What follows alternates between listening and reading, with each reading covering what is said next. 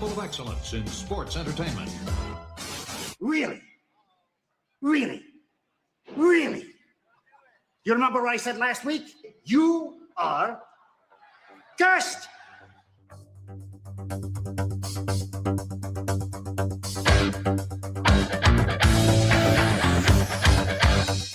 Death, taxes, and Drew McIntyre crying like a damn baby.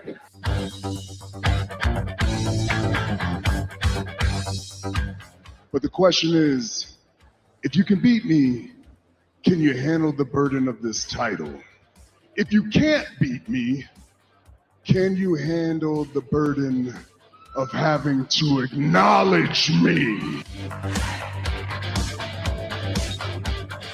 But you can't blackball me. They can't blackball me.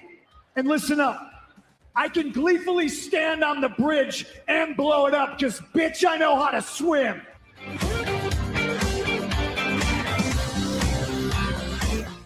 This ain't no disco. Ain't no country club either. This is the 3 Count Thursday podcast. So let's go, baby. And I think at the end of the year, the OTC can get some.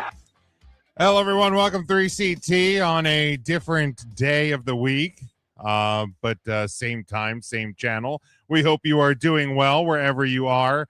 Please give us a like and a share on all of our social media. We are at 3 Count Thursday across the board. We would certainly appreciate that. You can hit the scan the QR code in the top right corner of your screen. That'll get you to all of our links, all the merchandise, YouTube, social channels, and all of that. We would certainly appreciate the support. You can also leave us a voicemail at any time, 717-473-7833. Make sure you head over and grab your merch over on the TeePublic store. I didn't get the graphic updated for that. We'll work on that for next week. That's a next week problem, not a this week problem. But we are back. We are post WrestleMania. This motherfucker.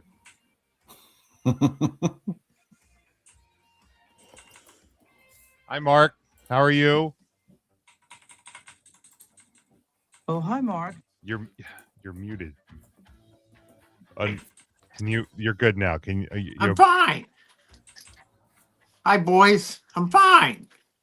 So what do you got there, Mark?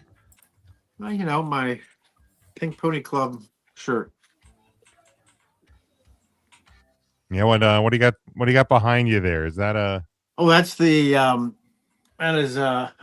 Sun Valley granola bars sign. Sunshine Bakery.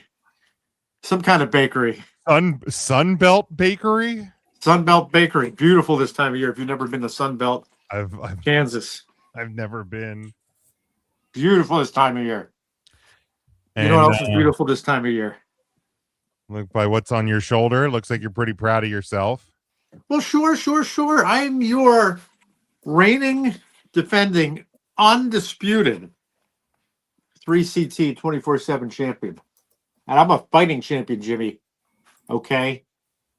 A fighting champion. I'm sorry if that upsets anyone. You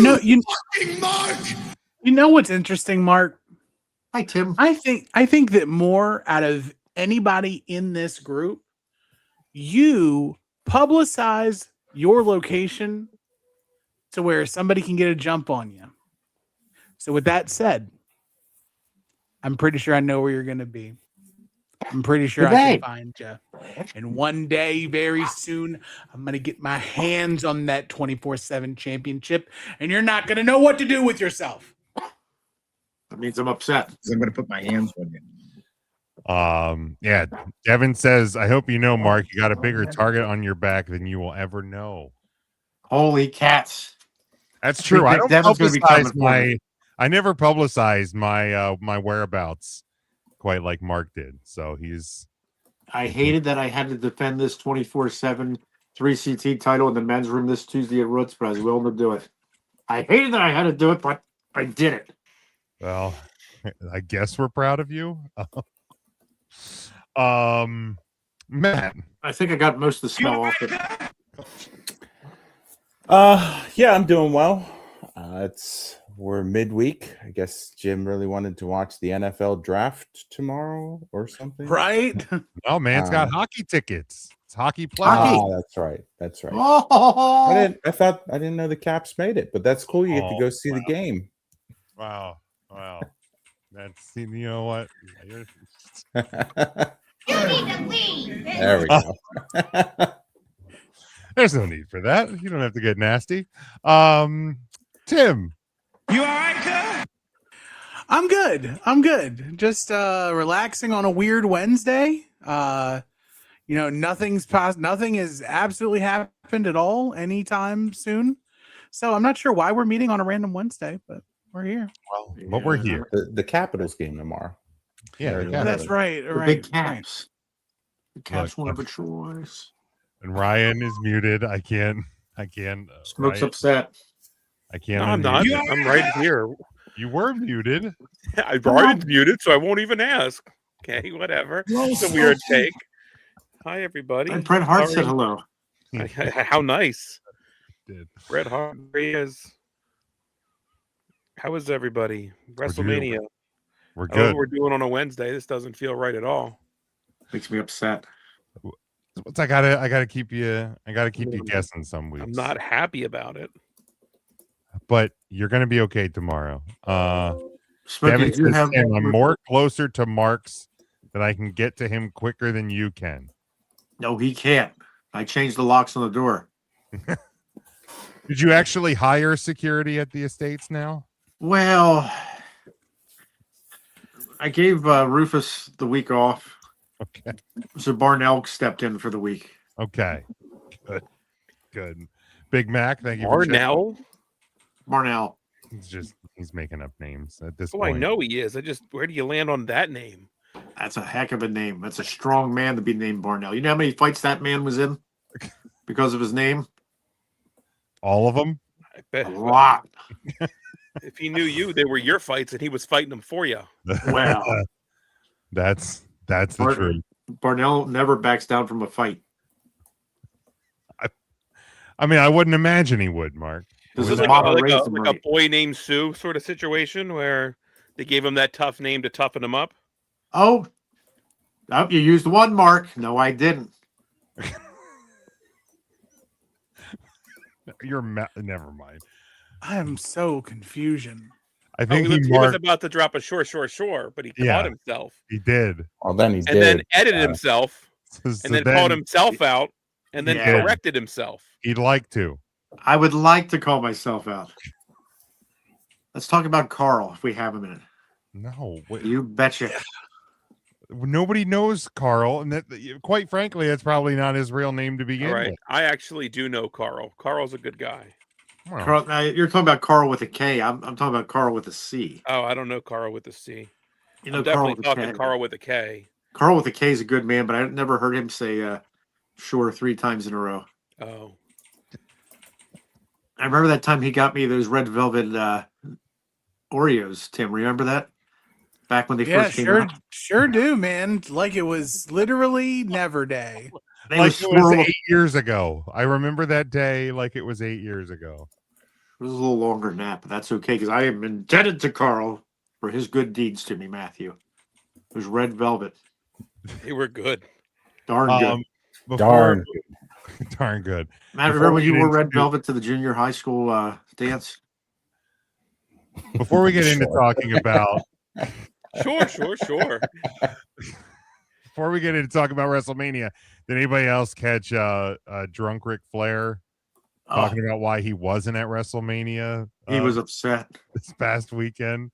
Was that him on Ariel Hawani? He was on Ariel Hawani's show, and he said that the reason he wasn't at WrestleMania or wasn't invited to WrestleMania because last year, I guess, leading up to the Tiffany Stratton and Charlotte Flair match, when Tiffany, dropped the line about Charlotte's divorce, Ric Flair got Ludwig Kaiser, who was dating Tiffany Stratton at the time's number, and threatened to beat his ass the next time that he saw him. And Ric Flair, I believe, said that Kaiser went and told management like a bitch. And so He's trying to get the invite next year, apparently. So he Rick's out here trying to remember how it used to be. but then my favorite part about it is when Ariel Helwani, because like Ric Flair's like, I don't even know what that guy's up to now. And Helwani's like, well, you're talking about Ludwig Kaiser, right? Like he's working in Mexico. And he was trying to say with AAA, and Flair's like, good, I hope he stays there. Like he has no fucking clue that Kaiser is working weekly with like the WWE's promotion. And then apparently later in the interview, because I just saw a clip, Flair praised the Undertaker's work with booking AAA. So this dumb drunk motherfucker is just running down Kaiser, not realizing he's literally on the show. Maybe he knew that and said, where is Kaiser? Because Kaiser's under a mask. Well, maybe he's working, you big Jim. Maybe he is, or maybe he's just drunk uncle. And that's Speaking of which, man, hats off to Ludwig Kaiser for taking that gimmick and fucking slaying it. For sure. Without question. I don't want to sound like Mark here and steal his thunder, but as good as he's been from anything else, watching his stuff actually in AAA, it's crazy.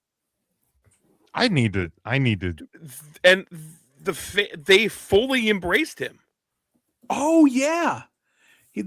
Crazy what happens when just somebody comes in, like, you know, wants to be there, speaks the language, learns, like, respects what he's doing. Yeah, man, kudos to him.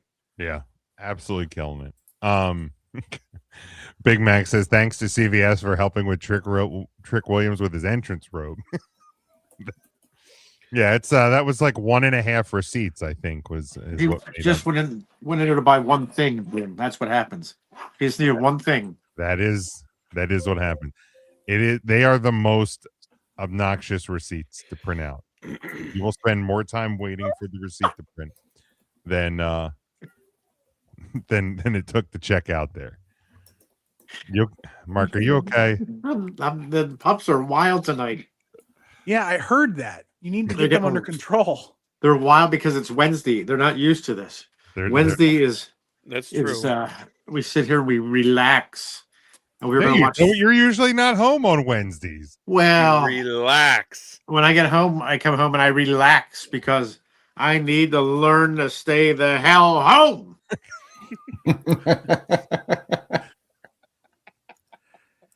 It's not so bad. It's not so bad being home. Your whole family has an issue with that, though, right? Yeah, you're not wrong. We're a bunch of vagabonds. Yeah, that's true.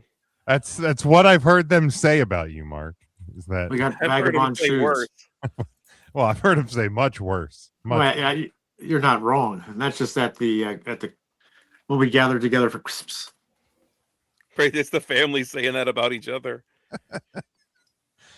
That sounds like a lovely family gathering. Okay, it's a good time. I'm sure it is. All right, let's start looking back at the weekend that was. It was of course WWE's WrestleMania 42 out there in Las Vegas.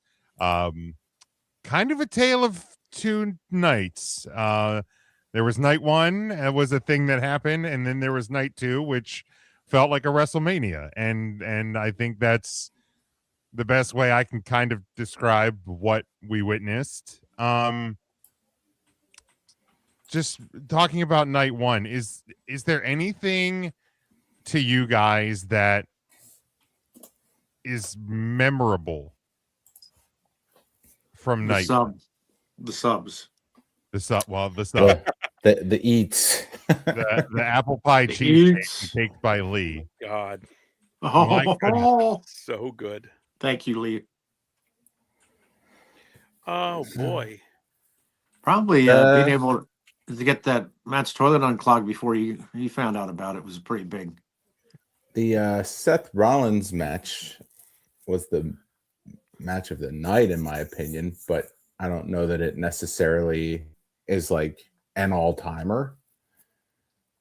It's not I don't think it makes like a top 5, top 10 list, anything like that.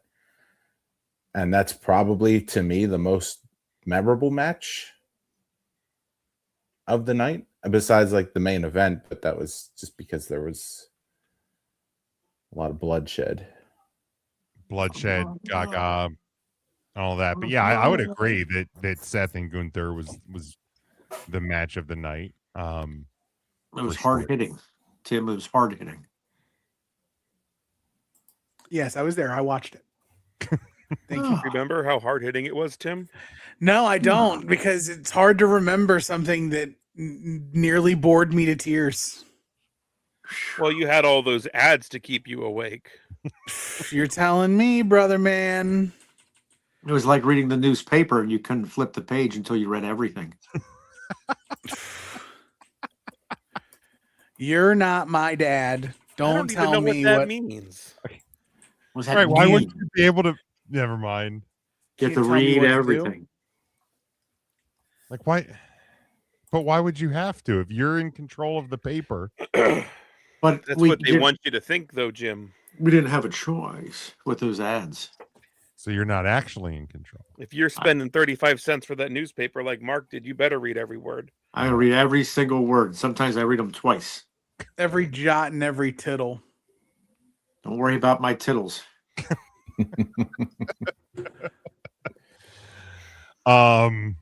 Devin says Jelly Roll elbowing Pat McAfee through the announce table. It's a good elbow. I'll give him that. I'll give Jelly. It was a good Jelly elbow. Donuts. He's dropping some LBs. He's dropped a lot of LBs. Yeah. He was asking for somebody to save them, and I think maybe Ozempic did. I would think so. It does appear that way. No cap.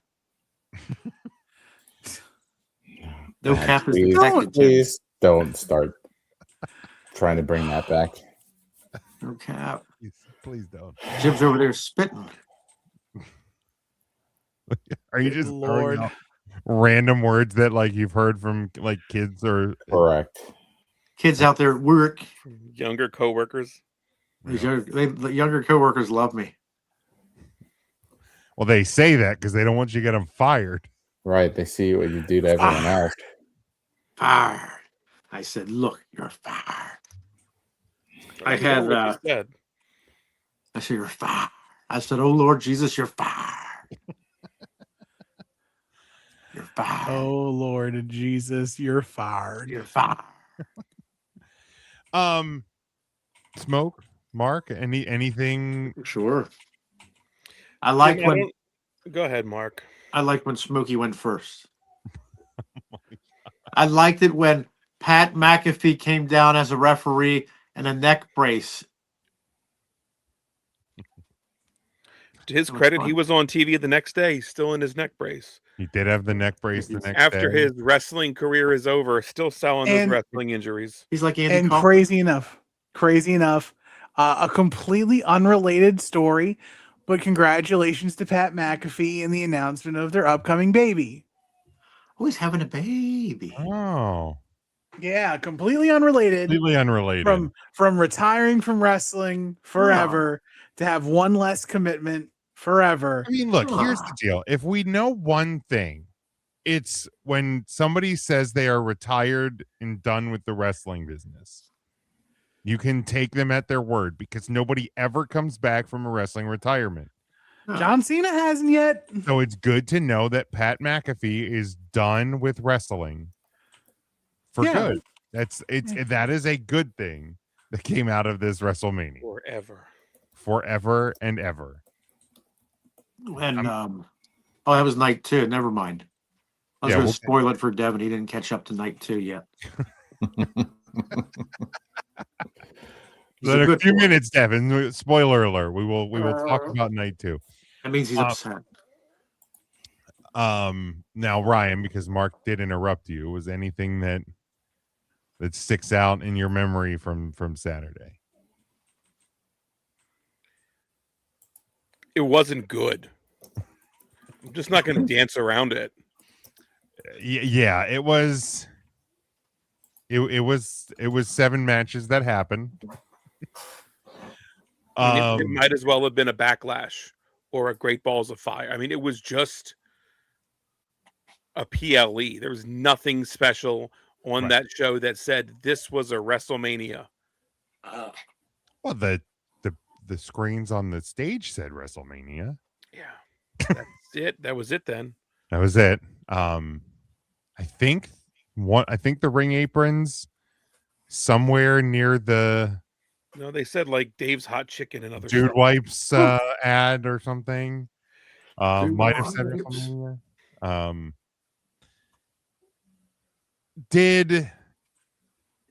And this, I mean, this could even be a question for the weekend as a whole, but did the fact that it was light out through the entire WrestleMania impact the feel of the show?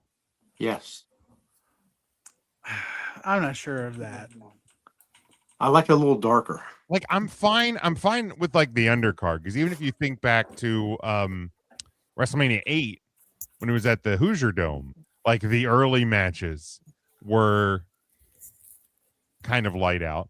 I think WrestleMania 9 when it was in Vegas, it started in daylight, but it worked its way towards at the very least dusk because it was in March, not in mid-April. But 31 was light out. 31 was light out. Of The later part. I'm gonna say, yeah, the Orton Rollins RKO was like brutal sunlight at that point. So so like Undertaker had a full like daylight entrance. him and all Bray 22 Wyatt. minutes of it. all 22. Wait for the sun to set. But by the time you got to the main event, at least it was dark out. And same with I think the Manias in LA at SoFi at 39. Yeah. But like WrestleMania 3 was like that. 3 was light in the beginning and then it got dark. It was kind of fun. That was just because your closed circuit TV went out, Mark. Yeah, Big Jim Painter closed the blinds. But like for me, when you know Cody and Orton are done, or even Sunday when Roman's walking out as champion and like it's still light out, it was like it felt odd. It did feel a little bit odd to me.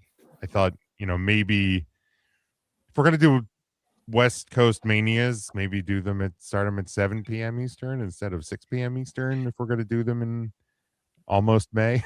I mean, I assume they're doing that to still get over at 10, to still force you to want to watch the post-show shit as well and watch everybody leaving. And so it's not like, even though the pay-per-view's over, they want you to stay connected and watch the wrap-up show and the interviews. And That's they've made all of that now become part of WrestleMania as well. So if the match ends at 11, no one's staying through midnight on a Sunday night to watch the bullshit wrap-up show recapping the stuff you just watched for the last 4 hours. Yeah, that's fair, because they want you tuned in for the 3-hour pre-show and the I mean, that's the different part of what WrestleMania is now. Like, that's not something that was in existence before 30 or whatever. That's true. Hey, Jim. Yes. What if I told you could have that, but you have to give up 2-night WrestleManias? Because WrestleMania 31 started at the same time, but by the time we got to the Seth Rollins cash-in, we're 4+ hours into the pay-per-view. It is dark. Yeah, but the problem is, I mean, obviously, if you go back to a one-night format, you're cutting some of the matches from this card, probably. That's fine. Because ultimately, this was a 7.5-hour show. There was 7.5 hours of aired programming, not 7.5 hours of wrestling. No, but if you cut the filler, you're down to about 5 hours. Okay, what do you think this show is called? WrestleMania? You'd think, right? That's true. But I mean, we're in the day and age of what do you call it? The last breath of capitalism or whatever. Late stage capitalism. Late stage capitalism. We're at the point where, right, wrong, or indifferent, we're getting multiple minutes of commercial breaks between matches. So like your broadcast time for WrestleMania proper, there we go, was 7.5 hours. So I don't want to start the show at 6 p.m. and have it end at 1:30 in the morning. I don't want that. I'll tell you that right now. Did I math correctly there? I think I might have math correctly. But it wouldn't. It wouldn't go, they wouldn't book it for 7 hours. Well, the right. reason why it's 7 hours is they can do a 4 and a 3 or a, Correct.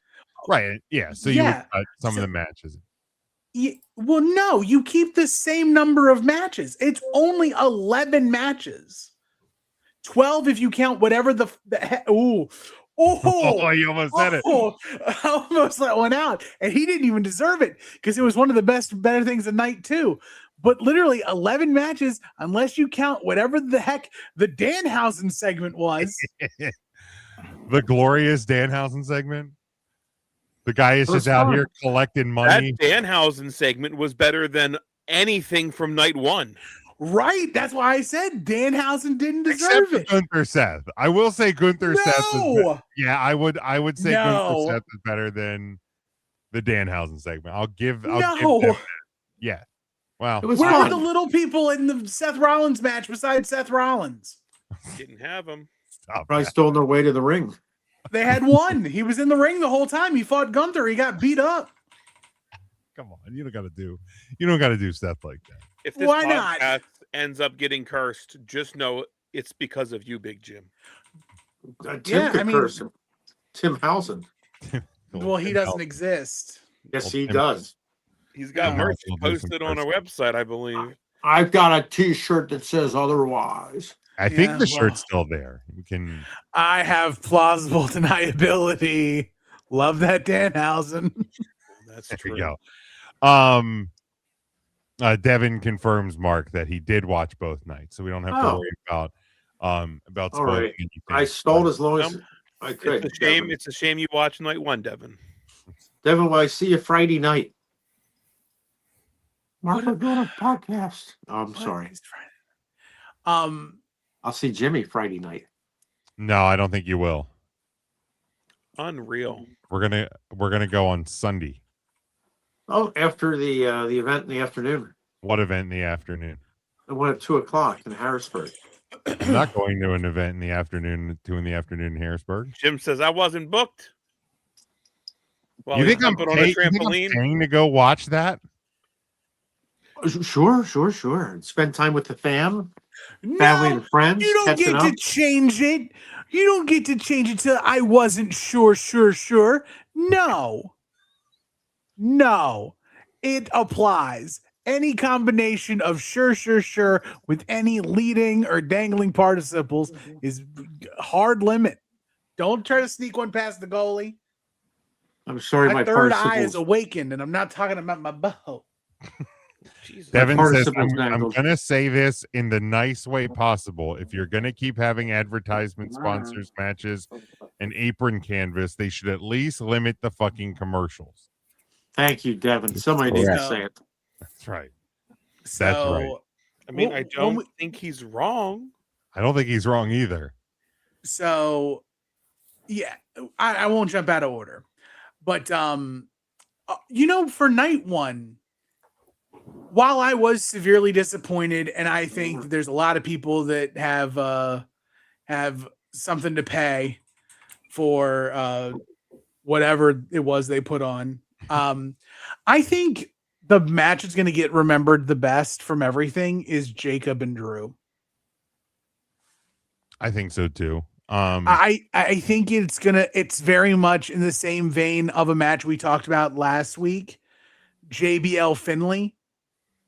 Like in WrestleMania, you're like, it was all right. Then you go back and you're talking about WrestleManias and you're like, you know what? JBL and Finley had a really fun match they really probably shouldn't have had. Where they beat the piss out of each other for a few minutes. Just beat each other up real good. And that's what Jacob and Drew did to each other on ESPN2 live in front of the world. Yeah, that one was solid. I mean, what was I think probably supposed to be your biggest moment of the night was the Page return, but we all saw that coming because of the spoilers were out there. So it's unfortunate that it was spoiled a bit. Still great for her. To get her to get the return and win, but sucks. We think about the Hardys return at 33 and what? Man, I just hate that was spoiled, because that should have been a really big moment. Right. That should have been Brie and the limp Bella coming out. And her being like, I tried really hard to get better, but I just can't. Here's Paige. And like, that should have been a big, it should have been huge. It comes out that Paige signs with the WWE the day before, hours before, and you're like, oh, obviously this is going to be, it's just right. Like, you see Nikki with a walking boot and crutches, and you're like, cool, Paige is back. Right. It's exactly right. It's like, yeah. Man. Yeah. And I don't want to give praise to like spoilers at all. But if you're people like Pro Wrestling Insider, Fightful, every other wrestling news site, right? Mm-hmm. If you get that news, you have to report it. Oh, right. Absolutely. From a business perspective, if you get paid per clicks for ad revenue, that's driving the revenue right there. You're not wrong. Yeah. So it's you want to be the first one to break it and get it out there, so every other shit podcast tags your reporting. Yes. Correct. And like all the aggregates is like 100%. As reported by PW Insider. Like, it just sucks. Like, yeah, the WWE or AEW has to move absolute mountains and put Paige in like a box, and that box inside of a box behind a curtain, wheeled underneath the ground from the Luxor pyramid to wherever the fuck they were. Yeah. To keep a secret. Like, so, it sucks that they have to try so hard to keep something from Brie. And again, we didn't have to see her Sunday. Right. It could have been somebody else, and she could have been a surprise the Monday after WrestleMania, which isn't even a fucking thing anymore. Let's be honest. Right. It's not even that fun anymore. I guess we had a couple call-ups this week. For what it's worth, I actually do think it was, This one was from actually a a pretty show solid brawl. standpoint, it was a good show and laid foundation pieces for the future. But That's what it should do. It should be the like WrestleMania is the end of the book. This is page one. It just, when they've built it up, for me, it's the Kill Bill theory. Like, I didn't see Kill Bill in the theaters, and I was told like by multiple people it's the best movie ever. By the time I saw it when the DVD came out, I was like, oh, it's really good. I didn't think it lived up to the hype. So now, like, they've created this monster that they can't ever live up to, biggest night ever. I mean, they're advertising SmackDown. Anything can happen on SmackDown. Spoiler alert, probably nothing's going to happen this Friday. Wouldn't anything happen on any wrestling day? I mean, it could. Wrestling, right? Realistically. Silly pitch. Yeah. what was I going to say? I had it in my head. What is your hat? I can't read it. City of Brotherly Love. Oh, I love that. Are they in the playoffs? Are there teams in the playoffs currently? Yeah. Oh, I love that. Tim, we were talking about it. Beat the Celtics last night. I saw that. And their hockey team's doing okay, right? Yeah. That was because of the cap. Oh, okay. We were talking to him about quickly Jim steers the conversation when he wants to, right back to professional wrestling. That was a test, Jim. It was a test. Talking about if you get that news, you have to report it. I think that was yeah, right. I mean, I know that's what I said. I was going to have a spin-off of that. Like, I knew where the frame of conversation was, but my little tangent ran away. It's gone. All right. Yeah. Anything else from what do you want us to say? It was the greatest night of WrestleMania. Tell us what you want to say, Jim. I'm asking a question. Do you want to talk about anything else from Saturday before I move to Sunday? The faster I can forget Saturday ever happened, There we go. Better. One The final tune was note good. for. Well, I was gonna say one final note, final shout out, Hefty Lefties Cakes by Always. Lee Yes. for providing the eats for the WrestleMania show. Unofficial always. sponsors of the 3CT annual WrestleMania hang. For I feel like better we for gotta- worse, the best aspect of the night was the subs and the cakes. I So feel like good. now Yes. that we're in a 2 nights of SummerSlam world, we might have to look at a hang on SummerSlam Saturday now. But Have you ever gone to the Hefty Lefty in Red Lion? I have not. That has like an entire food hall attached to Yeah, it. Have you It does. been I've there? been to the food hall. I've not gone to the Hefty Lefties. Is that relatively close to you? Within a half an hour? Yeah, 20 minutes. Oh, okay, all right. Well, Hey, there's I was telling my wife when we were walking through Market on Saturday, scoping out what we wanted our show eats to be. I don't know if you guys noticed there was a stand there where you can build your own cannolis, and they had 7 different types of icing, and then you can choose your vessel as well. I did. I was I love that contemplating you picking up a term vessel. dozen there as Yeah. well. There was. I didn't intend on getting any desserts. And if you listen to the Tuesday show, you'll know that it was a gateway drug. Peer pressure is a real thing. Two of us were in line. I heard the words apple pie cheesecake. Not from me. And from Well, Cake actually, by yes. Lee LLC. I didn't want it, but I told Jim about it. And I was you pointed at it first. I had my mind on brownie cheesecake, and you said, right, you "What is guys were in this?" line. Matt and I were like behind you, just not in line. Mhm. And Tim was like, "What is that?" And they said it, and then Tim turns to me and goes, "It's apple pie cheesecake." And I went, Jim just stepped forward right in line. I wasn't even going to then, but then when I heard Ryan go, "I'm getting that," I was like, "Shit, so am I." Because Yeah, I wasn't going to share with you. no, and I wasn't going to ask because I know you're a cheesecake man, and if you're getting that, that's all you. But I'm like, I know me. I'm a cheesecake guy. I do know that we would have sat there hours later, and I would have watched the two. At that point, I would have watched the two of you consume those desserts, and I would have felt like I was missing out. So then I had to step in line. Better Yeah. than what you'd get at like a Cheesecake Factory. It was the best piece of cheesecake I've ever had. Okay. It was so good. It was unreal. Unreal. Cheesecake Factory is great for Yeah. variety. Mhm. Yes. Don't get me wrong. It maybe is not the best piece of cheesecake I've ever had. They're fantastic, and you can get really cool flavors. This apple pie cheesecake, let me fucking tell you about it. They serve this in heaven. They do. If you believe in God and the devil and heaven and hell, know if you go to heaven, you will be able to eat this cheesecake. When and it is you delicious. when you get to the pearly gates, St. Peter is there with a slice of apple pie cheesecake. The whole cake.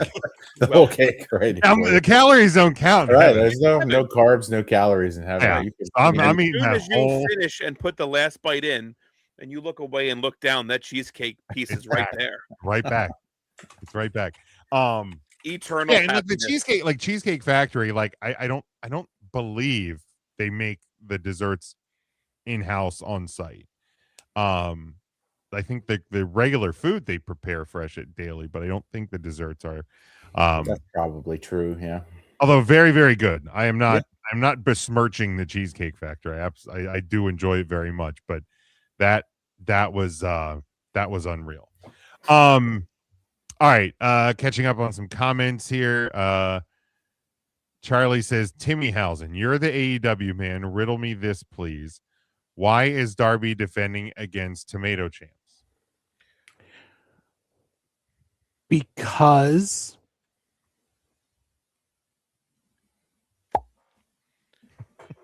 Tomato chips. The I didn't know. Cheesecake Factory bakes their own cheesecakes, but not in the individual restaurants. They are baked at 2 dedicated company-owned production facilities. Okay. One in California that services the left coast, one in North Carolina that services the right coast. Okay, so they're homemade, but not fresh made. Right, daily. and then right.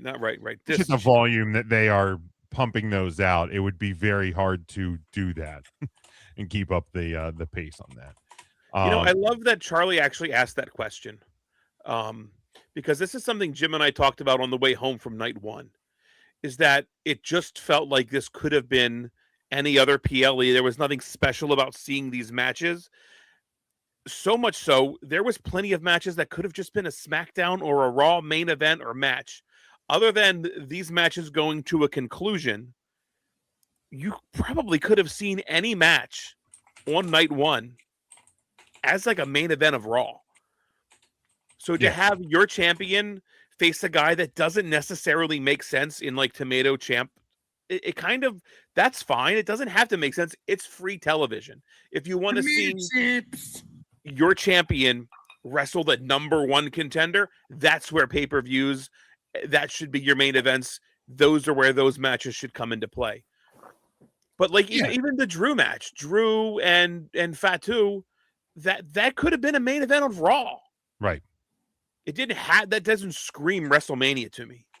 Yeah. I mean, and it certainly doesn't justify what night one was. If we went back and looked at insert WrestleMania here card, there's probably a lot of the matches on those cards that could fit the same bill. Like this match could have been on Raw, like Chris Jericho versus William Regal for the European title. I actually don't even know if that's a WrestleMania match or not, but that could have been a Mania match. That also could have been a match on SmackDown, like or Monday Night Raw. So like there is going. Goddamn well that match opened WrestleMania 17. Jim. I'm sure it did, because I think we did talk about that specifically. That was Chris Jericho versus William Regal to open WrestleMania 17 for the IC title. Okay, so I couldn't remember if it was IC or European of all time. So I couldn't remember if it was IC or European. Yeah, that was the IC. The IC European match was Eddie Guerrero and Test. Gotcha. But again, that match could have been a Raw match. That match could have just been a Backlash match. So like, because if every match is the best match ever, then none of them are the best match ever. Mark, on WrestleMania 17, none of these matches were the best ever. Ivory wrestled a women's wrestler. Who was that? Do you remember WrestleMania 17? Ivory. She would have wrestled at 17. She would have wrestled China. Thank you, Mark. So why don't you ask China? My problem with the whole premise of the WrestleManias are just full of matches that could be on Raw. Right? I didn't say WrestleManias. I said this WrestleMania Saturday specifically. Correct. But they tried to pass them off as being some of the greatest matches of all time. Like they try. Yeah. The problem is you can naturally have some matches that feel like Raw matches. But you can't when the card is only 5 or 6 matches long. If you're going to give me a short card and you're going to present everything like it's a UFC fight where you're not building a continuous card, you're building small event, small event, small event with 15 to 20 minutes of commercials between each match. There's no flow. So everything has to be big and stand alone and be meaningful. And almost every single match on night one failed to do so. Correct. Yeah. Now to things that did feel like WrestleMania. Let's move to Sunday. Charlie does one more point because I do want to. We also talked about this, Jim. Yes. And maybe it's an AEW thing, but this is WrestleMania. I'm clamoring for longer matches. I think CM Punk Roman Reigns felt important. It went 33 minutes. Yeah. That's over a half. And that's a long match for the WWE. The longest match of night one was the main event, clocking in at 22 minutes. That's one Undertaker entrance. That's not a very long match. Like 22 minutes is not super long for the WrestleMania main event. 33, sure, felt important. You're like, wow, this is a knockout, drag out. This is WrestleMania. Yeah. What was the other matches we were talking about? Gunther Seth obviously was the next Was one. At almost 17. 20. Right. Jacob and Drew was 14. Everything 14, else right. was 8.5 or under. Right. Like it was, yeah. Those are TV matches. Right. Those A are lot TV. of women matches under 8 minutes. Correct. Charlie says night one, what he saw of it came off more like a Backlash or a Paris show. It was fine, but wasn't Mania. I agree. Night two, Sunday night. Obviously, just the tone of One more thing that does need pointed out, Jim. I'm so sorry. I'm looking over the card. The highlight actually of the night was the Irresistible Forces. Shout out to Lash and Nia Jax. Great ring entrance. Yes, absolutely. The demolition tribute. Them bitches look bad. They did. All right, night two. I felt like got off to felt like a WrestleMania from the start. Yeah. And it just never looked back. You had 6 matches, 4 of them got 10 minutes plus. One of them was just barely over. But the shortest match of the night didn't need any more time. Obafemi with the win over Brock Lesnar. Look, I've said for weeks, prepare yourselves for them to fuck this up. Going into the match on Sunday, Oba's coming to the ring, Brock's coming to the ring. I'm like, I'm scared they're going to fuck this up. But the thing I told people, including Charlie in the comments, is if I'm wrong, and I hope I am, I'm fine to admit it. And I was wrong because I thought for sure, especially in the buildup when Oba's getting the upper hand every single week on TV. We know how this goes. We absolutely know how this goes. We've seen this before. They didn't fuck it up. It went exactly as it should have. It went a perfect amount of time. Oba gets the clean, definitive win.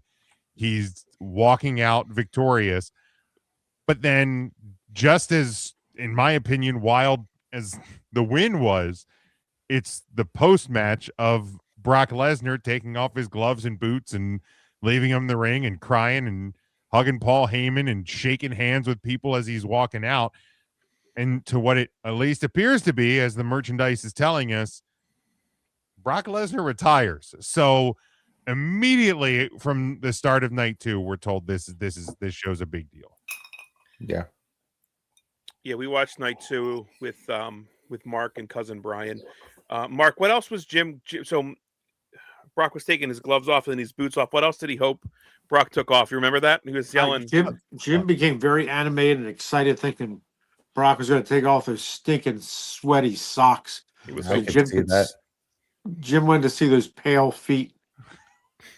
That's exactly what. Jim was sweating pretty good when. So that explains how Mark ended up with the belt. Jim got so worked up with the thought of he was lightheaded, peeling those socks off that he just kind of had to. He had to take a 10-minute snooze. A little snooze. Plum tuckered. Yeah, he tuckered himself out at the thought of those feet, those little piggies. Well, it was That's mainly. what Brock called them. He mainly asked cousin Brian if he could have a blanket to put over his lap.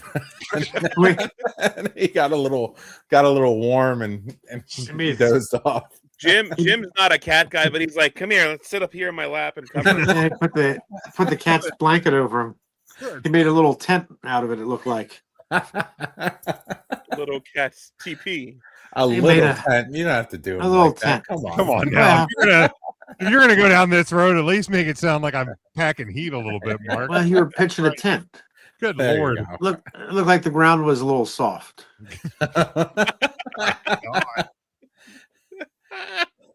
Now, Mark, was this a tent that could sleep 8, or was it like a little pup tent? Well, it looked like a pup. It looked like a pup tent. It could sleep a pup. Maybe 2 pups. It was a small pup tent. Like it's like one of those display tents at Walmart that would normally hold 6 people, but it's just a model size one. Right. Those are fun. I like them. It was girthy. It was a girthy tent. There's a lot of girth. No, that's a lot of volume to the tent. That's what they say about me. Jimmy said it was that tent was like a cheap hotel. There was no ballroom. This is one of my least favorite jokes I've ever heard you tell. God. About buying new slacks. New slacks. That's I like when I wear new slacks. My old slacks, Tim, where they were cheap. I had cheap slacks, Tim. They were like a cheap hotel. Okay. Brock Lesnar, Oba There's Femi. no ballroom. Thank My you. doodad's got to breathe. I was My gonna Christmas say, crackers. Can you clip that, please? My doodad's got to breathe. My Christmas crackers got to breathe. Don't call them that. Please, Don't ruin holidays for us. Please, yeah. You've ruined most days for us. Please just give us so little joy these days, Mark. Just don't give take us away. let us keep the holidays. I ruined Earth Day for you. Welcome to Earth. Arbor Day is coming up. Are you going to plant a tree Friday? Yes, I actually planted 2 little they bushes. I planted some bushes. Stay out my bushes, Smokey. Close enough. Brock Obafemi. Brock Obafemi. Brock. Boy, that set the whole night up, Jimmy. Let's be honest. It did. Do you guys think anybody knew about Brock? The post-match decision, or do you think that's one he kept close to the vest? I gotta believe Heyman knew. Probably Trips said stay with this. I don't know that Heyman I don't knew. think Heyman knew. I didn't. Yeah, I kind of got the sense that he did not. He was shocked. Sorry, excuse me. Yes, Tim. I watched the product. Everyone knew. I knew as soon as I didn't know. I knew as soon as he took his gloves and shoes off that he was retiring. Here's why I knew everyone knew. I didn't think he was going to do it. But the minute he started to do it, I go back to the conversation that was had on Raw with Gunther and Paul Heyman, where Paul says, Gunther, thank you for taking Seth off my plate. And Gunther goes, you owe me a favor. What favor would Gunther want if for Paul to pull the beast back in so that Gunther can kill the career and then spit in the face of Obafemi? I hope I'm wrong. I hope that they give something monumental for Oba to have forever, as to be the Brock's last match and build Brock the way that it needs to be. However, WWE has since WrestleMania 40 continually given me less and less to be hopeful for. This would be it too. WWE literally set up this Brock Lesnar retirement just so Gunther can get it back at either the SummerSlam or next year's WrestleMania in Saudi Arabia. I could see next year's Mania. I think SummerSlam would be way too soon. And also doesn't like him having to call back a guy who's basically already retired, like lessen like the impact of a Gunther win anyway? Like I when you say it, I can fully see that execution happening. But like Right. if a guy's already retired and he's taken off the boots, taken off the gloves, actually shook hands with fans for like the first time ever, and then you have to go, I want you to bring him back in because I'm phoning a friend. Like, from Gunther's standpoint, not even from like the Obafemi taking that moment away from Obafemi or whatever, but like from Gunther's standpoint, like he retired Bill Goldberg, he retired John Cena, he retired AJ Styles. Like, having to call back a retired guy just to re-retire him, I feel like lessens that, right? Like that makes after that the win- WWE shop has 3 thank you Brock shirts right, printed like for the loss at this they're WrestleMania. running they're running the I forget what band song was on the montage video. Like they're running the montage videos during Raw. They'll run it again on SmackDown. Like, Yeah. I get it. It's all content, but like, And they made Y2 AJ t-shirts. right. So I don't. What does it matter? Then they get to go. Thank you, Brock. Again, they can sell more. They don't care. I mean, then And why neither not? would go. Why Go not? ahead. Why not have the Undertaker come back and have where Gunther retire the Undertaker? Like, where would you draw the line? I mean, to be fair, when Mark from Texas was inducting or telling AJ that he was going to be inducted in the Hall of Fame, I when he was like, "We have unfinished business," I'm like, "Oh fucking hell! They're gonna try and actually do the match they didn't get to do." Like, there was part of me that was like, "Crap! They're making us watch this match again." Like, He doesn't have to retire everybody. That's I guess right. my point. Like, he doesn't have to. Like, what are we going to bring back Zach Allen on a SmackDown just to have him beat I'm the with one-legged man again? Like, that, I'm with you. Not needed. Now, I just want to reiterate, me saying this and me like pitching this is not what I want. I understand that. Okay. I just think it goes against a lot of logic. And I think Brock Lesnar understands the business of professional wrestling enough to be like, I laid my shit down. I'm done. So I think Brock is the only dude who can be like, who could agree to it. Be like, yeah, I'll retire at Mania and I'll come back. And then SummerSlam rolls around. He's like, nah, I'm good. And then Mania in Saudi Arabia comes up and he goes, I'm good. so yeah, and just actually retired. I think WWE is banking on him coming back, for Gunther. and that I could see. But like, right, there's like one of two theories: is that it could be something like that, where he's like, for WWE to get to the Gunther match, he had to agree to stage the retirement. And there's also the one that's like, hey, Gunther's going to retire you at SummerSlam.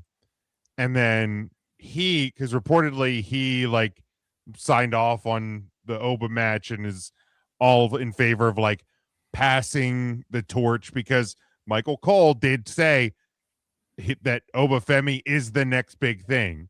So like they've already like moved that nickname in canon. So like I could see a situation of like Brock's like, okay, they want me to retire at SummerSlam against Gunther. Fuck this. I'm gonna do for this guy what the company did for me 20 plus years ago.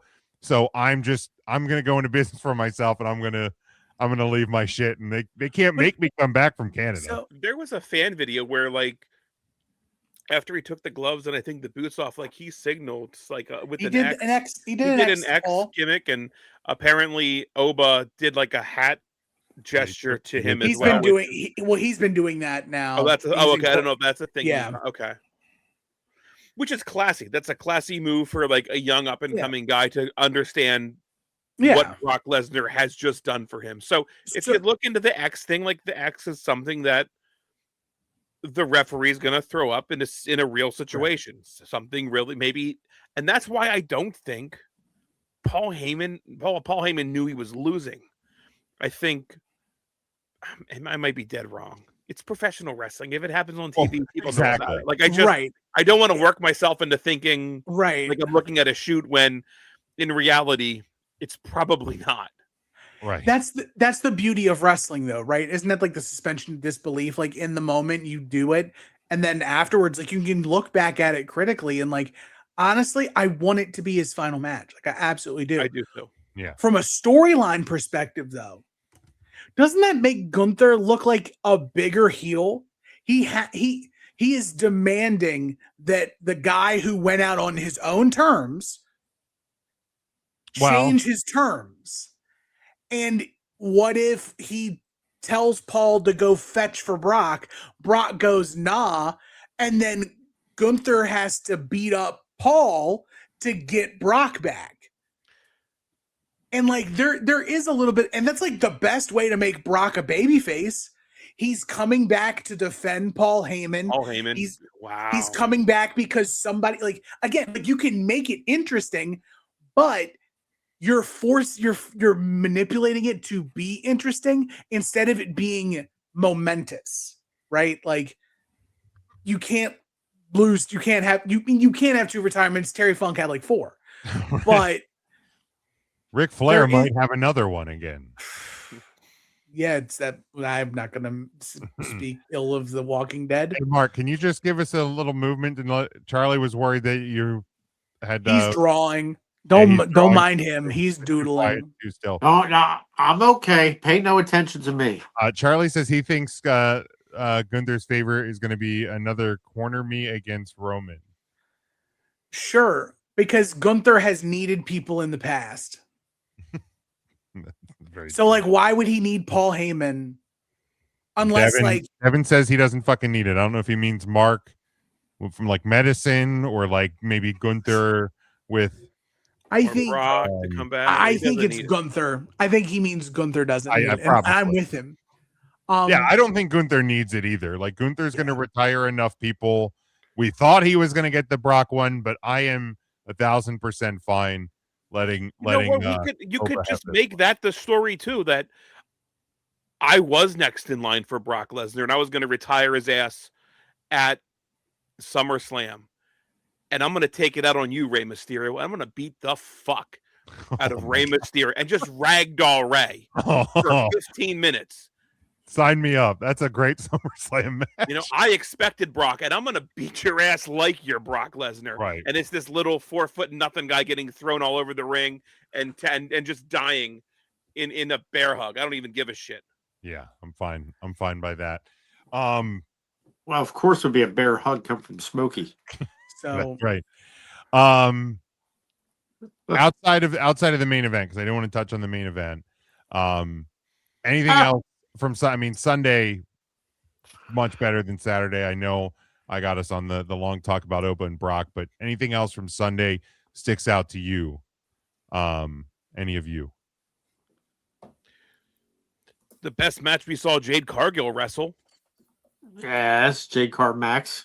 Yep, I agree. I thought Rhea pulled a really good match out of Jade. Yeah. Yeah, I think they did a good job too setting the tone, because the wind would have come out of the sails immediately if Lesnar just squashed Oba at the start. I mean, the crowd stayed hot, I think, because of that. So kudos to the booking decisions of the early card there for sure. Yeah, I mean, Oba beats Brock, crowd is hot. Penta retains, which I feel like Penta they were going to be hot Evans, for a ladder match regardless. Yeah, Penta and Javon. I mean, if like Rusev would have won, I feel like it would have been a little deflating. Rusev was there to catch the luchadors. Sure was. Hey, big guy. You're going to be like Oba, Penta, Trick, like 3 in a row. Yeah. Like WWE, like, you know, they hit the right hits on Sunday. Because I mean, I know going home on Saturday, we were talking about the fact that like WWE is an opportunity right off. We knew it was starting the show. They have the opportunity to start Sunday off right, but if they don't do it, then you have a really big potential to lose that crowd for the entire show. And I really think if they did that, if they had Brock Lesnar beat Oba Femi, like the hottest kind of groundswell wrestler, who even cares about this ladder match then? Right. Great ladder match. They're flying and it's just flying flippy doodads going through a couple ladders. Fuck, I can't believe they screwed up. Yep. Oba Femi, Brock Lesnar. I still the match. Who even gives a shit? Sammy, I fucking might as well have Sammy retain. Right. Might as well. Like, as hot as the crowd was too, can you imagine the pop if they hadn't announced that the Demon is coming out before the show? Right, like we're just expecting to hear the crowd regular is on that music. run. Yeah, if that crowd is on that run and they think it's just plain old no makeup, no Demon Finn Balor coming out, and the Demon music hits, like that place. Oh, it goes banana. It would go banana. definitely a missed opportunity there. They But dropped the I mean, ball. that's nitpicking. I think we said that before the show too. So it's We agreed. but in retrospect, if hindsight's 2020, but But you're right. And if hindsight's 2020, imagine the look of that in the dark. yeah, Because No. you see the red lights and the whole smoke, and you get the whole ambiance of what the demon is. It's just now Finn Balor. He froze. Did I? Son of a bitch. I No, didn't I say see him. Smoke. Or did? Maybe didn't I think that froze. Maybe I froze. Jimmy froze. Uh oh. He freezes. He He freezes. sleeps. I don't want to talk ill about something you mentioned earlier, Jim, but you had mentioned that WrestleMania didn't start feeling like WrestleMania until Sunday. Mm-hmm. And I don't think it felt like WrestleMania until the main event. Really? Even Oba Brock. Like, Oba Brock felt a little bit like Mania. It wasn't WrestleMania until Punk and Roman. See, I don't feel that at all. I felt Sunday felt like Mania from the jump. I think Brock being there helps it feel like Mania because of how infrequent his Right. appearances are. I'll say that I could give you that, but my problem with night one, or my problem with night two, is the same problem I had with night one. You want to talk about how matches got time? Like, yeah, they got time. You want to know why they got time? They removed a match from the card and then took 2 minutes from every match and just gave it to every match. The United States title match was still 7 minutes long. It was. Yeah. No. Things did not get time. There was 81.5 minutes of in-ring time on night two. And there was 5 matches. Fair. Yeah. It's not Mania. It's not WrestleMania. It's 2 shows put together. And WWE does this all the time. They try to bait and switch us, and like, especially with night 2 events, they try to give us one match on night 2 that's going to erase all the bad from the first night and make people super excited. And this year, they fooled a lot of people. They gave us Punk Roman, a arguably top 5 WrestleMania main event of all time. Agreed. It's hard not to say, because again, some of the greatest WrestleMania matches of all time were not the main event. Main events historically stinky doo-doo at WrestleMania. Yeah. Like, there's, in the law of averages. Now, when you say main event, do you mean the actual main event, meaning the last match of the card, or the main event that they could just put anywhere because it's wrestling and it doesn't have to be the end of the card for it to be a main event? Because I feel like people on this podcast had said main events can be anywhere on the card. It doesn't have to be the closing match of the closing WWE weekend. has told us that many times. Okay, here's what I'll tell you, and I'll work around this because it's a semantical game of semantics. I'm not semanting nothing. No, I'm going to semantic okay. to make a point. Semantic way. A main event can happen anywhere on the card. You're dumb. Listen. Let me say the whole thing. A main event can be anywhere on the card. The main event is the last match.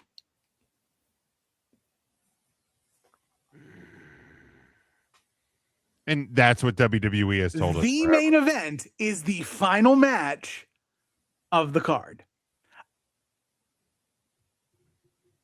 There were 2 main events for WrestleMania this year. It was Cody Randy on night 1, and it was Punk Roman night 2. They could have easily said it's an 11 main event show. And Trick Williams, it's WrestleMania. They tried to. It should be. But yeah, Punk Roman tore it down. Yeah. It felt so good to see Roman Reigns wrestle a one-on-one match with no outside interference. Yeah. Like, a lot of people forgot what main event Roman Reigns was during the beginning of the pandemic when he didn't have all the bloodline and my man was Mr. Smash 'em, Stack 'em, and Mr. Getting After It. Yeah, the story that Punk and Roman told was very good, where it was literally just the throwaway line of all the throwaway lines for the promotion of this match was, Punk, you're old. And what happened? Old man Punk wore his battery down to 0, and Roman had more in the tank. Yep. Boy, when stories are just wrestling doesn't have to be hard. Right. It's easy if you let it be, right?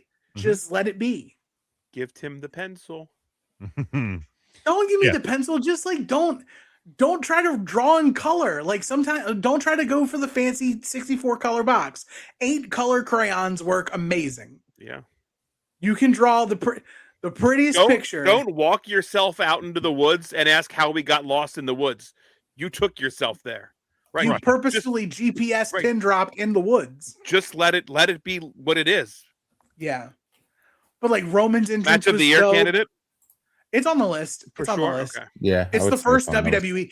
I would say it's the second WWE match to go on the list. The first is honestly Punk and Finn from Elimination Chamber. Okay. Punk Finn from Elimination Chamber. If you haven't seen it, that's a match of the year for WWE. Wow. Okay. Look at old man Punk, retired from professional wrestling, came back AEW, did whatever happened, and is just putting on bangers in the year 2026. It's because he got in shape now that Kevin Nash body shamed him a few months ago. That's what it was. I wish Kevin Nash would body shame me. I heard if you subscribe to Patreon, he might. We'd like to. Well, yeah, I that's what I think. Like, I think the main event's going to be an all-timer, must-remember match, but not much else on this entire WrestleMania. Like, the Danhausen segment is like a top 3 segment of Mania. Yeah, I mean, the Danhausen stuff is spectacular. The WrestleMania moment of night 1 was Bianca Belair's pregnant. Well, yeah, because it was the surprise thanks to wrestling journalism. Yeah. The page return. That's what I wanted to talk about. Oh, thank God we got back there. And we're back. Okay. We were talking about the women's tag title and why spoilers aren't a big thing and how WWE can't help themselves by putting spoilers out there. When CM Punk came back at Survivor Series, there was no news that broke. CM Punk's going to be backstage at Survivor Series. So if WWE wants to keep a secret, they can. Now, what actually gave away the Punk return is super sleuths who see that In Living Color has remastered Cult of Personality on the day of Survivor Series and release it on Spotify. Right. That was the oopsie. So then all of us were like, spy alert. Well, it also helps. It's in Chicago. It's a fun tease. Well, and it also helps that Punk was never actually really backstage that night until like right before, because he pulled into the parking lot like within the last hour. Right. But like if you want to keep a secret, you'll keep a secret. You won't say anything. Right. You won't say another word. So if you ever see anything that gets put out, one of 2 things have happened, right? 1, sources close to the thinking of, right, those closest to sources say that someone stooged that was from the person, or it's the office. Right. So who's to blame? Is it Paige or is it WWE? I'm banking WWE. Oh yeah, like, I think somebody will blame Don Ross Sapp. Right. Somebody within the wall. Yeah. Right. The call comes from inside the house. The call comes from inside the house. Right. It's and as angry staffer on Twitter. Like there's somebody, there's somebody within the walls that is her. It's anonymous. That is not that is releasing the information. There are wrestlers who have made a living being the stooge. Yeah. Terry Taylor has a job in WWE, and he is the biggest known stooge to Dave Meltzer ever. Can we please call him by his birth name, the Red Rooster? Terrence Taylor. Terrence the Rooster. Terrence the leave Rooster. Leave Uncle Terry alone, okay? Can we? Terrific Terrence. Terrific, Terrence. The Yeah. man of the 2000s. Anything else from the Mania that It were? was fun. It was fun. Could you imagine if the No. nights were swapped? Solid B, I would Yes. say. Law of average. If those nights are swapped, we're coming out of here with an even worse review of this show. Right. Right, we'll be We're upset. saying this was a D-. Yeah. If we watched night 1 second and that we closed with Cody and Jelly Donut and Pat McAfee, See, and that's how last we year, close. Oh, like last year, night 1 was a 1-match card. The main event was really good. Night 2 started pretty strong, but then you got Cody Cena. the mess that was Cody Cena. And even if you do the heel turn and do heel Cena winning number 17, it doesn't fall that flat if you don't do the longest Travis Scott entrance and just a complete shitstorm at the end. Like it felt so flat that you're like, man, this whole show stank. we didn't hear Fiend once, so We that's a didn't. That positive. already brought it up a letter grade. Two questions though. Yes. One, would you rather Fiend or Back in the Saddle? Boy, Back in the saddle. Back in the saddle. I would take Back in the Saddle, but I was sick of hearing it. I was sick of Uh-huh. hearing it too, but yeah, definitely back in the saddle. Here's the last word I'll say on everything that happened at WrestleMania. If you combine both nights of in-ring action for WrestleMania, it was 167 minutes, which is rough. That's 2.5 hours, 2 hours and 47 minutes. My rounding's a little off, but 247. Okay. For 2 nights of wrestling, AEW Dynasty was 176.5 hours. That felt about Nearly, right. nearly 10 more minutes. Nearly 10 more minutes of wrestling on Dynamite. So here's your question. Are you going to complain about 2 nothing happening, roughly nothing happening, nearly regretful nights of wrestling? Or are you going to bitch and moan that Tony Khan is giving you some of the best in-ring action you can possibly see? And that'll tell me whether or not you're a wrestling fan or whether you just watch WWE. Because if you love wrestling, why wouldn't you want to watch a show that gives you more wrestling? Instead, you're watching the show that purposefully gives you more commercials, more hoopla, and noticeably less in-ring time. And that's really the line in the sand. The difference for me is I don't watch a lot of weekly TV wrestling, period. Like when we got not Dynasty, the one before that, Revolution was a really fun night, really good night of wrestling. I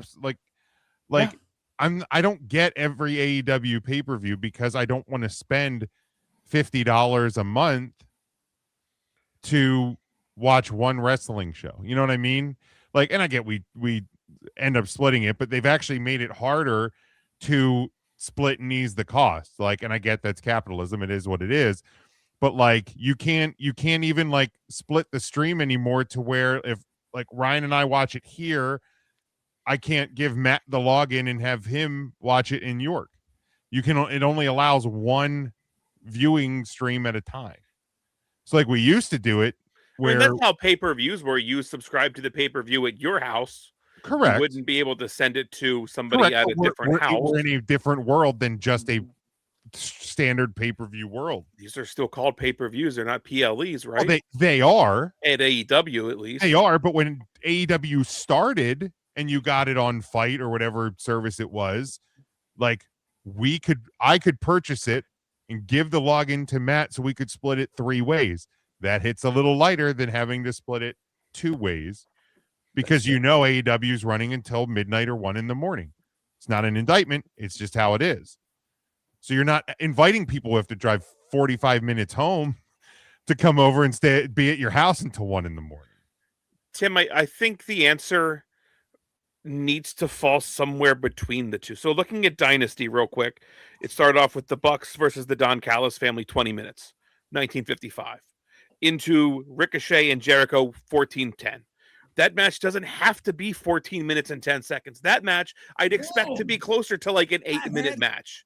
Like every single AEW match doesn't have to be a fucking Broadway hour-long spectacle. So It doesn't. Keep going. So like, keep going. Let's find somewhere between these two because the next match was Darby Allin Andrade, 16 minutes, over 15 minutes. The next match, and that match had AEW World Championship implications on it. It wasn't just a throwaway match. That match, if Darby, match. I'm the giving next match was a tag team match for 21 minutes. That doesn't work for me. For the tag title. For the tag titles. Yeah. Okay. So like, let's find somewhere between a 6-minute match and a 21-minute match, and let's make pay-per-views, I don't know, make sense. This is not an indication because I feel like you're going to bat for AEW. This is both. Let's just find somewhere in the fucking tween. Like, why is this like the United States political spectrum where it's like you're either far right or you're far fucking left, and if you're somewhere in between where most everybody's gonna fall, you just don't matter. Right. Like, just give me something in between the two fucking extremes. Just make it make sense. I don't. Boy, Sunday felt different too because we had a different stream. We didn't see a goddamn ad. We had one of those during the ads. It was like, enjoy this moment of Zen music. It was like just the program will be back shortly, which also made viewing feel very different because I wasn't getting force-fed Dr. Pepper and Wingstop. You don't need to be out here throwing strays at Dr. Pepper. Okay. Too many flavors. Dr. Pepper didn't do anything to you. It was even noticeable for me because when we watched it together on Saturday, it was the ESPN feed. Mm-hmm. I watched Sunday through the Netflix feed. Okay. And it felt even different then. Like, so do you get ads? Is it ads on the Netflix feed? Okay. I was curious about that. It was about 4 minutes of baked in Netflix specific ads. Okay. So like what you see on Monday Night Raw. And then WWE had their own in-house commercials that aired after that. So that's when you would get like your Slim Jim commercial or your Minute Maid commercial. Or to be fair, that's kind of one of the things that used to air before we went ad heavy. Because like you would always get gaps between the matches, but it would be coming up at Backlash this week on Raw, and then whatever sponsor ad, like, AJ Styles eating a Wendy's burger in the back. Like, you know what I mean? It would be that sort of stuff. And then backstage segments. So who's really to blame for all the commercials though? ESPN. ESPN and Netflix. Absolutely. Well, technically TKO, because TKO should have negotiated the deal in which they can run ad free. Right. But they can't. Right. Why would you ever put the toothpaste back in the tube? Like, it's out. You're now, Netflix is paying you buku bucks to be the sole provider of the pay-per-views. ESPN, you have to now subscribe for the 45, whatever the fuck it is. And we get to sell ad space, and we get to sell names on the ring apron. Fuck that, by the way. And we get to sell, which was great. Was it her name? Jackie Redmond, I believe, on like night 2 was talking about ringside, and she was talking about the commentary table, how distinguished, and this is like one of the untouched areas. And then that same fucking night, they sell a seat to sit at the commentary table for some random guy. Not even a microphone. Not a mic. Just headphones. But they get to introduce this guy who's some like New York multi-billionaire. Crypto bro. Yeah, crypto guy. Yeah. When's his Elite coming out? Probably next year. It's bullshit. But get out. Like, that should be the one area that is like truly, you just don't cross that line, right? Nope, they're renting a fucking seat at the WrestleMania desk. Not any paper. WrestleMania? Yeah. So I'm going to connect a couple of dots here if they haven't already been connected. Who does WWE promote? Who hit it? Who? Thank you. Who does WWE always tout as being the singular? What's the service that they talk about all the time on where you can get these special engagement type of seats or experiences for WWE? Oh, no, I know what you're talking about. Like the Club WWE. Not Club WWE. Yeah, it's a Camp premium WWE. events or something. It's On Location. On Location, yeah. Who owns On Location? Who? I'm gonna guess that guy sitting at the commentary table. Even worse. Live Nation. TKO. Mark's upset. I am upset. He's upset. So Tim TKO's making money off of the WrestleMania tickets. Then they're making it off of the bundle packages twice. Mm-hmm. It's all corporate run, baby. It's a synergy. It is a business dream. Yeah. And a wrestling fan's nightmare. Yes, exactly right. When did the sport I love become a business? I mean, as I remind myself that tomorrow I get to subject myself to 4 episodes of Bad Terry. Ooh. Oh yeah, that's coming out, ain't it? Ooh. I think it came out today. That doesn't work for me, brother. Yeah. Today. The last lies of Bad Terry, the Hulk Hogan documentary. Yeah. So that, I mean, I will probably consume that at some point. I'm gonna be taking notes on it. Yeah, like I'm writing a thesis paper. I'm writing a thesis paper for college. I'm excited. Hooray! Can't wait to read your story. Just like I took notes for all the match times WrestleMania Night 2. Look at you. You're a good boy. There were Quite a hell of a motivator. There were 6 commercial breaks, folks. 6. There it is. That's when Charlie says when Vinnie Mac sold it. That's when it became. Her. Yeah, man, and everybody celebrated. They sure did. Tim, grade WrestleMania 42. D+. All right, Ryan, grade WrestleMania 42. I was gonna give it a C. All right, Matt. I said B earlier. B-. All right, Mark. Well, I would probably give it a C+. All right, I will take Matt's B- and I'll make it a solid B. I enjoyed it. I mean, and the way I look at it too, I spent 2 days with 2 separate groups of friends. I didn't have to pay a dime except for the wonderful food. At age almost 41, I quantify my experience by that I have a good day, especially in the year of 2026. Motivated by food. I had 2 good days. I had a great time. I had a great time hanging out with boys and watching wrestling. I wish I could have watched better. There you go. That's fine. Charlie gives it a B. Or I know. Yeah, Charlie gives it a B. Devin gives it a C. I thought Devin would give it a big D. I know Mark had a good day. Stole my title. It's all right. It'll come home soon enough. I've never had a bad day. There was that one There's time. been a few days. There was. That tree fell down. There was. Your wedding night. You've had bad. That was rough. All right, everyone. We all Thank you make so much for mistakes. listening. I know it was a different night, longer show. We don't always do this. We'll be back live next Thursday. We'll still have the Tuesday show coming out next week. So you get ready for that unless you're Devin because you don't listen to the Tuesday show. But until then, stay safe, stay smart, and as always, go for the pin.